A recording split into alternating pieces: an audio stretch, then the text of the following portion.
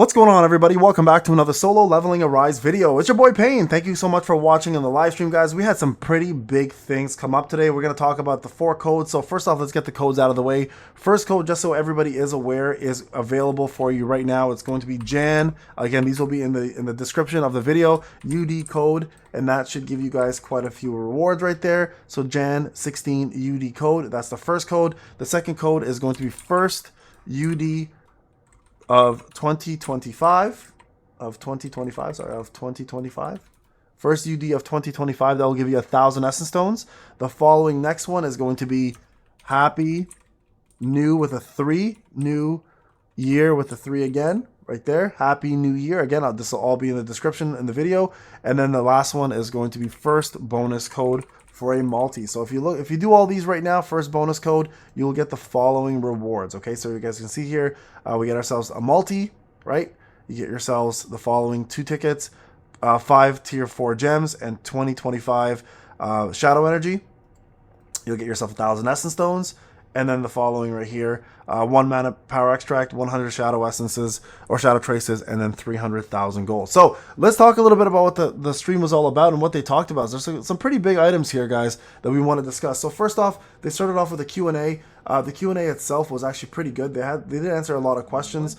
First off, Thomas Andre will not be debuffed or nerfed, that is. He's going to continue doing what he is. They promised they will not nerf him, so Thomas Andre's ultimate will remain the same. When will you release the mana power shield? That should be coming out soon. They said that that's something they had to look internally to fix. They're also going to be releasing the multi-leveling system, which means you can choose the characters you want to level at the same time, multiple versions of them, and then leveling up. They did warn you, though, this will take a lot of gold, so be very careful when doing that so you don't kill yourself when it comes down to destroying your gold and leveling everybody up.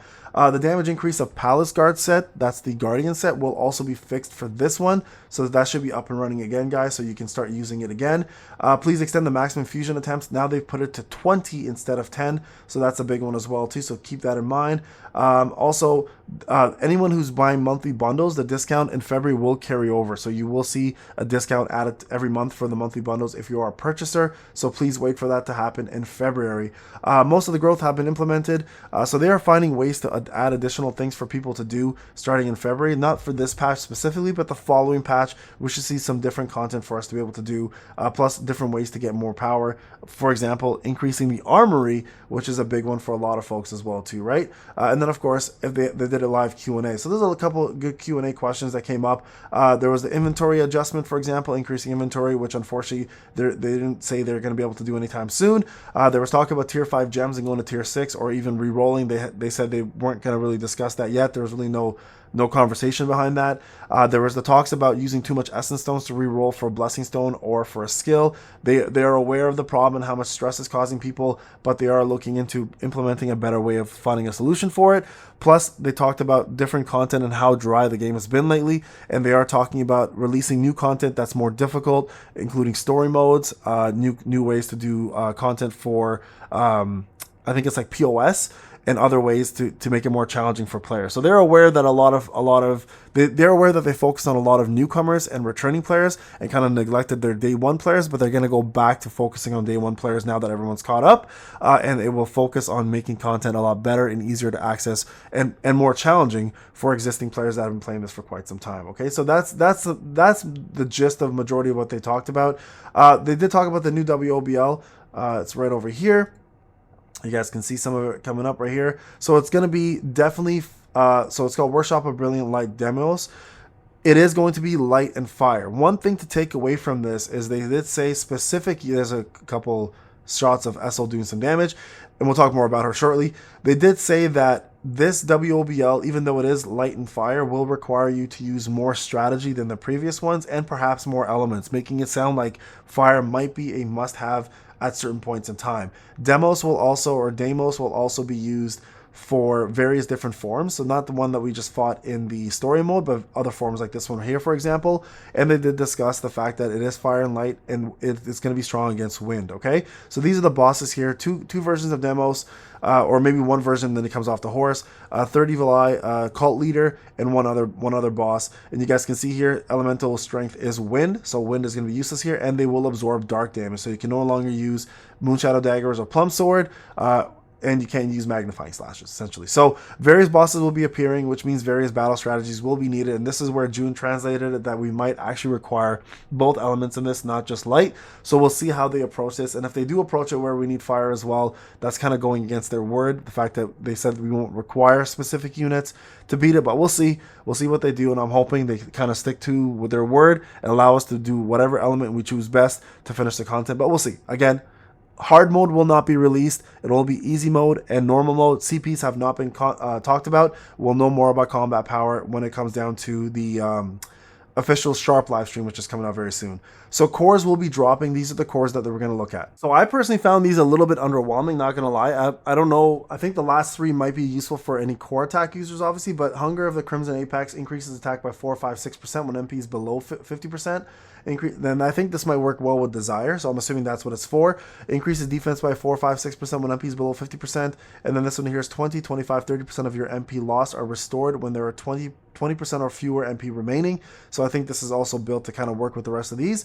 And then over here, the increases the critical hit damage of Huntress core attacks by 6, 12, 20%. So Alicia, Gunhee, obviously anyone who uses core is Thomas, right? Increases defense by 4, 5, 6% at 70% or fewer HP. Again, those are the two units there.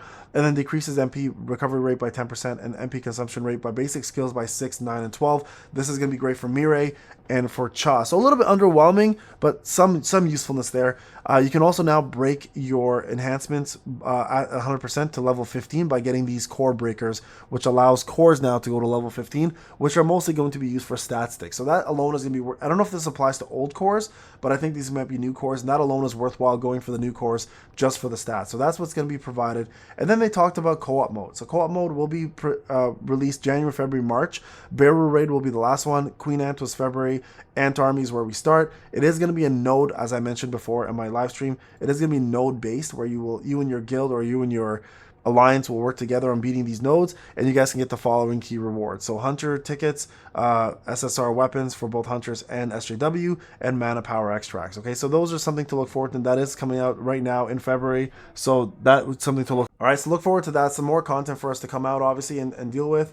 So that's definitely going to be a big one for a lot of folks who are currently watching and waiting for new content. So there's ESIL right there. She has been confirmed to be a Firebreaker attack spec. One thing that she brings that nobody else does is apparently she will alleviate a lot of the break stresses for players. So you know how there's like a little bit of a break bar left and it's in gray. She actually removes that completely for everybody. So she will be definitely a really good breaker. And from anything we've heard about her, she'll be amazing for anybody with a break bar, but anyone without a break bar, she's apparently supposed to be pretty mid. So we'll know more about her when the actual Sharp live stream comes out, so we can see her skills. You guys can see here, there's her regular costume. Her weapon is called Death's Glory, and her new skills are right there. And she, honestly, her animations look pretty damn bomb, I have to admit. So here's some animations for her. You guys can see that's one of her ultimates. This is what she looks like when she comes into the battle. There's Death's Glory. She's a little shy there. There's her animations right there in terms of her basic attacks. Some of her skills right there, right? So nothing really in terms of how we fought her. And this is her ultimate right here.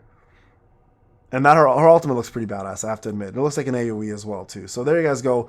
There is ESIL Radiru right there for you in regards to what she do. And this is the new weapon coming out. It's a brand new fan that's going to be coming out. Apparently will be easier to get than before, with a better chance of 50-50s and other ways to get it. This is apparently being discussed as the new Moonshadow Dagger is a fire weapon. So depending on how good it is, this might be a must-have weapon for a lot of people. All right, so keep that in mind.